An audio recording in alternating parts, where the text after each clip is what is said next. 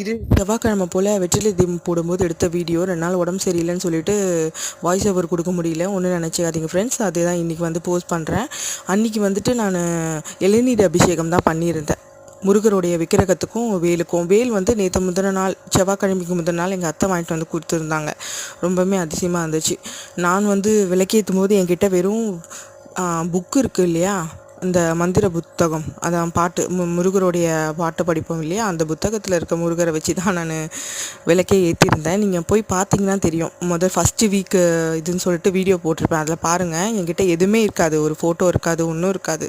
வெறும் அந்த புத்தகத்தை வச்சு தான் நான் சாமி கும்பிட்டேன். அதுக்கப்புறம் பார்த்தா நாள் படப்பட ஒவ்வொரு வாரத்துக்கும் ஒரு சிலை வந்துச்சு. அடுத்த இப்போது 8வது வாரத்துக்கு வந்து வேல் வந்து எங்கள் அத்தை வாங்கிட்டு வந்து கொடுத்துருந்தாங்க. ரொம்பவே அதிசயமாக இருந்துச்சு. நான் ஒன்றும் இல்லாமல் நம்ம முருகருக்கு வந்து இதை வாங்கணும் அது வாங்கணும்னு அவசியமே கிடையாது. நம்மளால் முடிஞ்சது ஒரே ஒரு அகல் விளக்கு ஏற்றினாலே போதும். இப்போவுமே நான் அகல் விளக்கு தான் ஏற்றுறேன். எனக்கு வந்துட்டு இந்த இப்போல்லாம் ஏற்றுறாங்க இல்லையா, அந்த மாதிரிலாம் கூட இல்லை என்கிட்ட. வெறும் வந்து அகல் விளக்கு, ஒரே ஒரு அகல் விளக்கு தான் ஏற்றுறேன் நான் வெற்றிலை தீபத்தில் வச்சு. நீங்களுமே வந்துட்டு நம்பிக்கையோடு வந்து கண்டிப்பாக இந்த பூஜையை செஞ்சீங்க அப்படின்னா வந்துட்டு உங்களுடைய வேண்டுதலும் நிறைவேறும். நானும் அப்படி தான் வந்து என்னுடைய வேண்டுதலை வச்சேன்.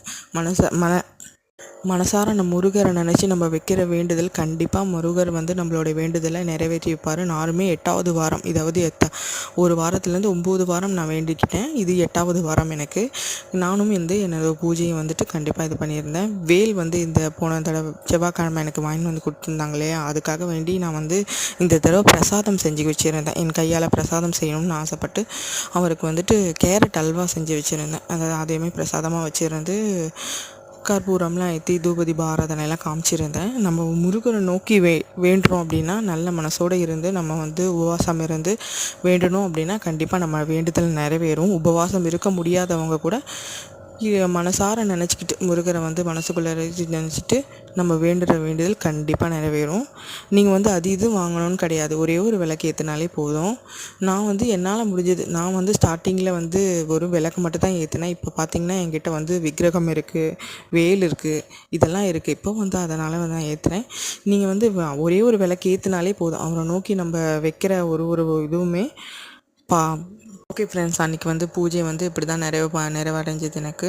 நான் வெற்றிலை தீபம் ஏற்றிட்டு கோலம் போட்டு பிரசாதம் செஞ்சு வச்சு முருகருக்கு அபிஷேகம் பண்ணி பூவெலாம் போட்டேன். இன்றைக்கி வந்து மல்லிகைப்பூ, சம்பங்கி பூ, எல்லா பூவும் கலந்த மாதிரியான பூ போட்டிருந்தேன். ஓகே ஃப்ரெண்ட்ஸ், இந்த பதிவு உங்களுக்கு பிடிச்சிருந்தா எனக்கு லைக் பண்ணுங்கள், ஷேர் பண்ணுங்கள், கமெண்ட் பண்ணுங்கள். அப்புறம் வந்து சப்ஸ்கிரைப் பண்ணுங்கள். நீங்கள் கொடுக்குற ஒவ்வொரு இதுவுமே எனக்கு வந்து சப்போர்ட்டாக இருக்கும். அடுத்த வீடியோ போடுறதுக்கும் எனக்கு இதுவாக இருக்கும். Okay friends.